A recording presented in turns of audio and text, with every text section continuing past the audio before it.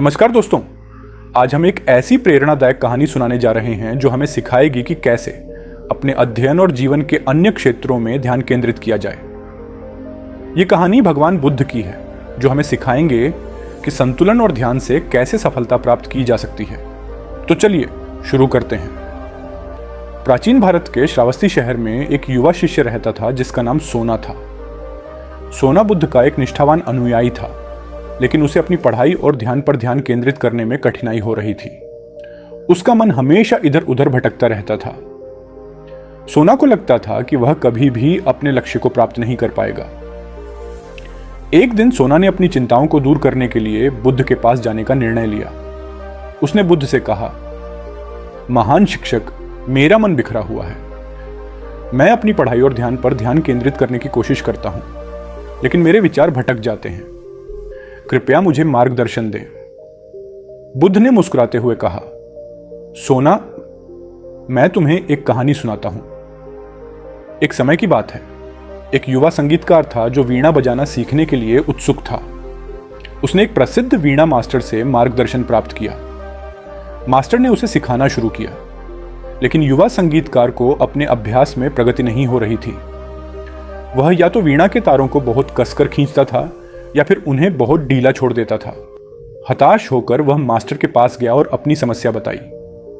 बुद्ध ने कहा, मास्टर ने युवा संगीतकार से कहा, वीणा बजाने के लिए तारों को सही तनाव पर रखना चाहिए, न बहुत कसकर और न ही बहुत ढीला, तभी संगीत मधुर होगा। ठीक इसी प्रकार तुम्हारे अध्ययन और ध्यान के अभ्यास में भी संतुलन आवश्यक है।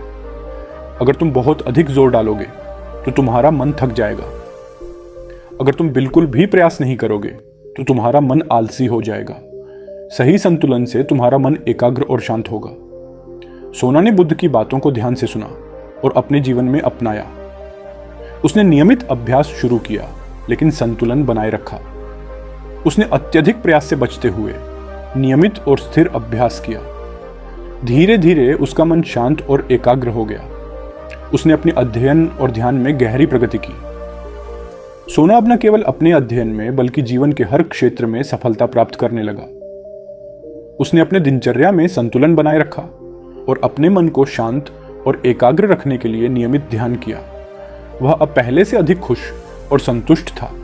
सोना ने अपने अनुभवों से सीखा कि संतुलन और ध्यान कितना महत्वपूर्ण है। उसने अपने साथियों और अन्य शिष्यों को भी इस बारे में सिखाना शुरू किया। वह उन्हें बताता था कि कैसे वे अपने जीवन में संतुलन बना सकते हैं और अपने लक्ष्यों को प्राप्त कर सकते हैं। इस कहानी से हमें यह सीखने को मिलता है कि जीवन में संतुलन और धैर्य बहुत महत्वपूर्ण है। चाहे हम पढ़ाई कर रहे हों या जीवन के किसी अन्य क्षेत्र में काम कर रहे हों, सही संतुलन और नियमितता से ही सफलता प्राप्त की जा सकती है। संतुलन और ध्यान से हम अपने मन को एकाग्र कर सकते हैं और अपने जीवन में शांति और सफलता पा सकते हैं। अगर आपको यह कहानी पसंद आई हो तो कृपया लाइक करें, कमेंट करें और हमारे चैनल को सब्सक्राइब करें। अगली बार फिर मिलते हैं एक और प्रेरणादायक कहानी के साथ। धन्यवाद।